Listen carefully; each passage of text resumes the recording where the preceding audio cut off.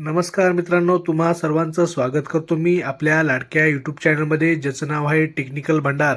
तर मित्रांनो, आपण दरवेळेस नवनवीन अशा प्रकारच्या व्हिडिओ घेऊन येत असतो. आज आपण याच प्रकारचे ई पीक पाहणी ही व्हिडिओ आपल्यासाठी घेऊन आली आहे की पीक पाहणी कशी करायची आहे.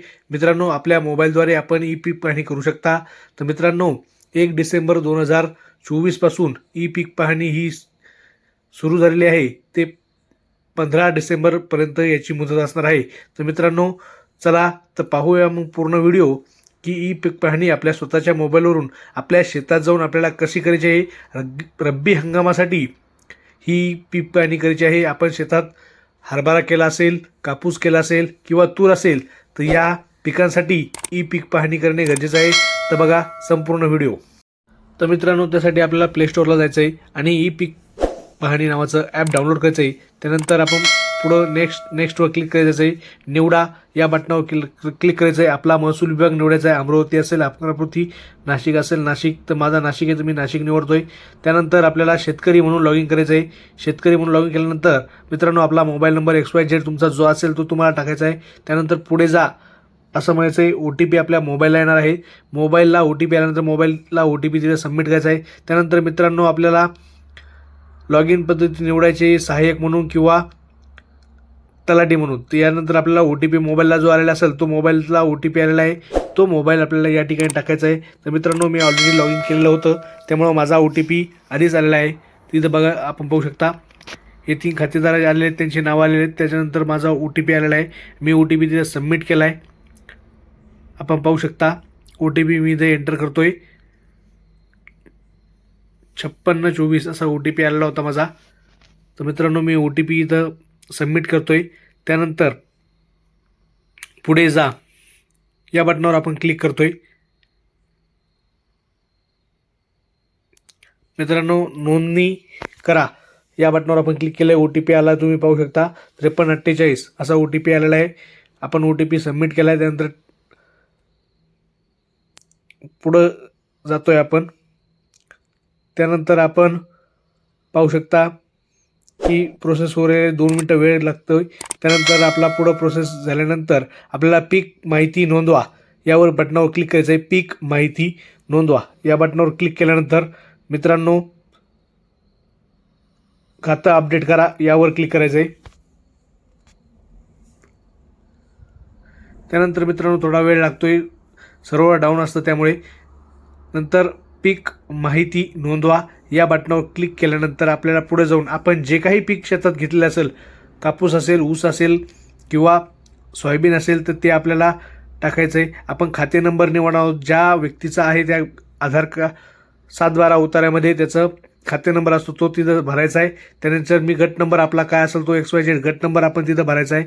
त्यानंतर तिचं निवडा हंगाम रब्बी हंगाम निवडायचं आहे. पूर्ण वर्ष पीक कोणतं असतं, ऊस किंवा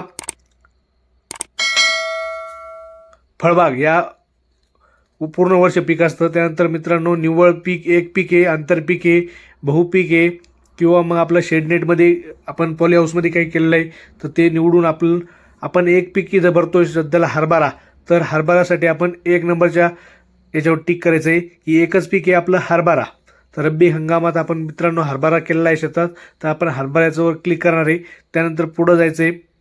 फळबाग आहे की पीक, तर आपलं पीक आहे. त्यानंतर आपण नेक्स्ट जायचं आहे. त्यानंतर मित्रांनो, आपण इथं हरभरा निवडायचा आहे.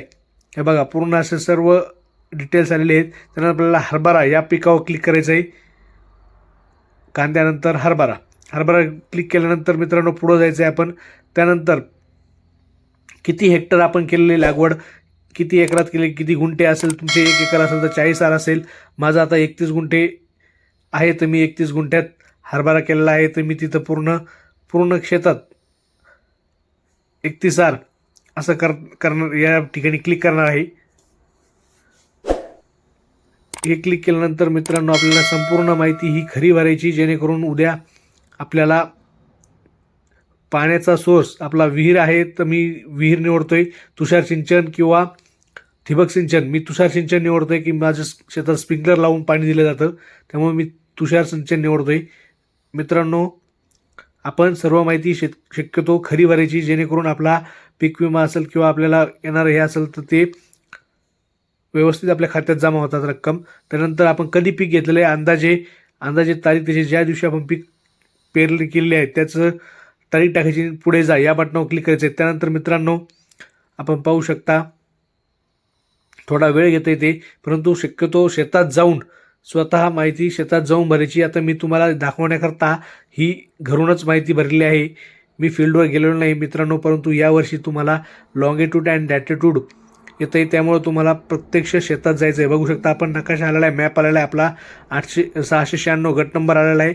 हे लॉंगिट्यूड अँड लॅटिट्यूड हा मेसेज आला आहे, रेखावृत्त आणि अंशवृत्त हे आलेलं आहे. त्याच्यानंतर आपल्याला मित्रांनो पुढे जा या बटनावर क्लिक करायचं आहे. आपण त्या वावराच्या जवळ पाहिजे.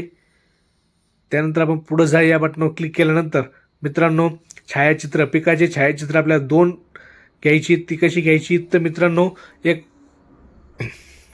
आडव्या साईडने घ्यायची आणि एक उभ्या साईडने घ्यायची. आता मित्रांनो मी सध्याला तुम्हाला दाखवण्यापुरतं फोटो फक्त क्लिक करतोय.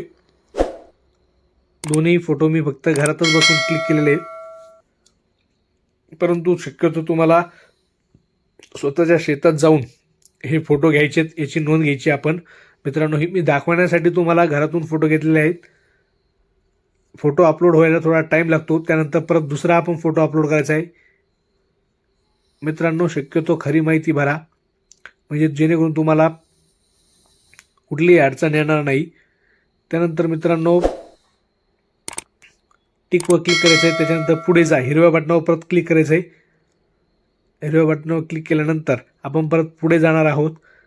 आपली पूर्ण डिटेल्स माहिती आलेली आहे. आपण रब्बी हंगामासाठी मला सर्ववरील मान्य आहे असं बटनावर क्लिक करून पुढे जा या बटनावर क्लिक करायचं आहे. त्यानंतर मित्रांनो थोडा वेळ थांबायचं आहे आणि आपली माहिती पूर्णपणे यशस्वी भरल्या गेली आहेत असा आपल्याला मेसेज आल्यानंतरच आपण बाहेर पडायचं आहे. धन्यवाद मित्रांनो. अशाच प्रकारच्या नवनवीन व्हिडिओसाठी आपल्या चॅनल लाईक करा, सबस्क्राईब करा, जास्तीत जास्त शेअर करा. धन्यवाद.